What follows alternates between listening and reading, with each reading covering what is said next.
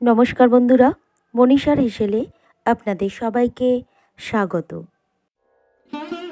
আজ আপনাদের সাথে শেয়ার করব সেরা স্বাদের আলুর দমের রেসিপি। এই রেসিপিটি আপনারা লুচি, রাধাবল্লভী, পরোটা, রুটি ইত্যাদির সাথে সার্ভ করতে পারেন। রেসিপিটি বানানোর জন্য আগেই 6 থেকে 7টি আলু সিদ্ধ করে রেখে দিয়েছি খোসা ছাড়িয়ে। এরপর কড়াইয়ের মধ্যে দিয়ে দিলাম পরিমাণ মতো সাদা তেল। তেলটা একটু গরম হয়ে গেলে সিদ্ধ করে রাখা আলুগুলোকে একে একে কড়াইয়ের মধ্যে দিয়ে দিলাম।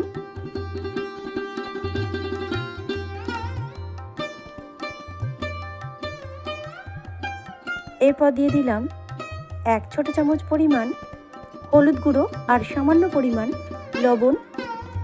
আলুটাকে উল্টিয়ে পাল্টিয়ে ভেজে নেব মিডিয়াম ফ্লেমে রেখে।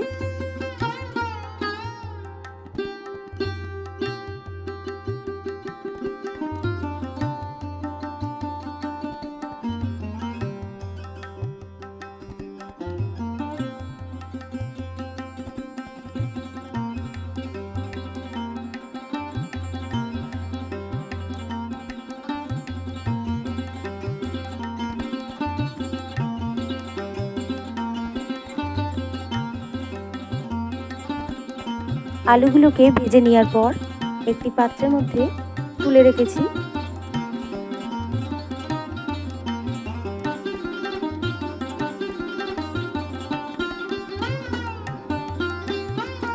অবশিষ্ট ওই আলু ভাজা তেলের মধ্যেই দিয়ে দিলাম 1 চামচ পরিমাণ আদা বাটা, একটি মিডিয়াম সাইজের কুচানো পেঁয়াজ,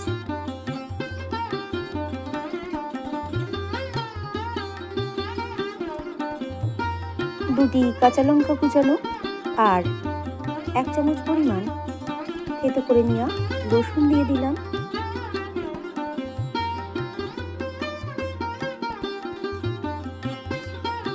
সমস্ত উপকরণকে একটু ভেজে নেব। একটি টমেটো টুকরো করে দিয়ে দিয়েছি। এরপর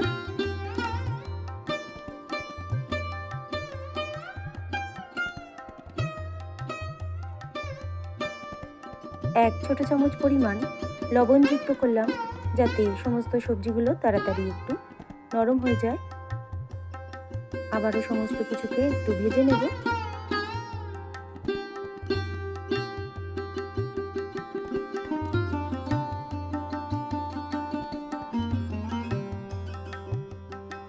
সমস্ত কিছুকে একটু ভেজে নেওয়ার পর তুলে রেখেছি একটি পাত্রের মধ্যে।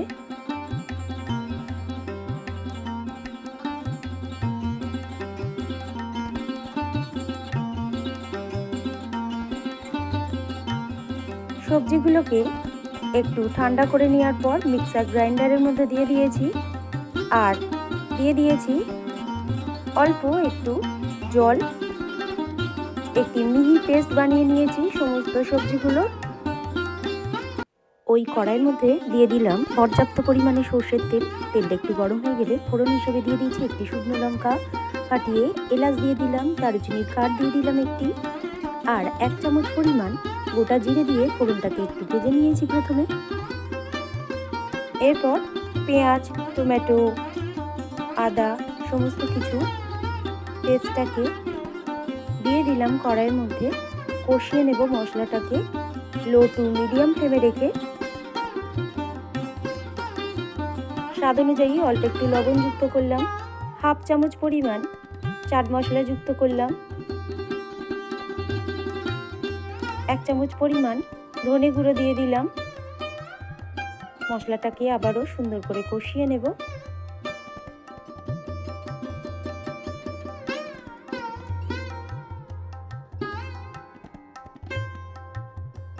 স্বাদ অনুযায়ী অল্প একটু চিনি যুক্ত করলাম টেস্টটাকে ব্যালেন্স করার জন্য।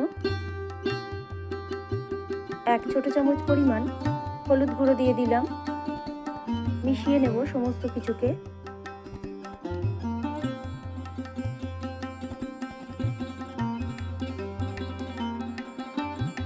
একটি চেরা কাঁচা লঙ্কা যুক্ত করলাম।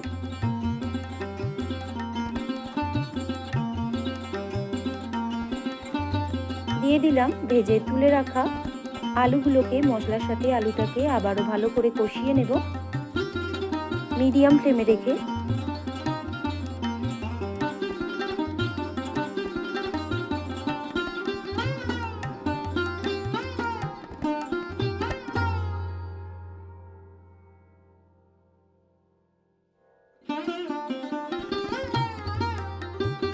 আলুটাকে ভালো মতো কষিয়ে নেওয়া হয়ে গেলে মিক্সার গ্রাইন্ডারের মধ্যে 1 কাপ পরিমাণ জল দিয়ে অবশিষ্ট যে মশলা ছিল সেটাকে ভালো করে ধুয়ে দিয়ে দিলাম কড়াইয়ের মধ্যে।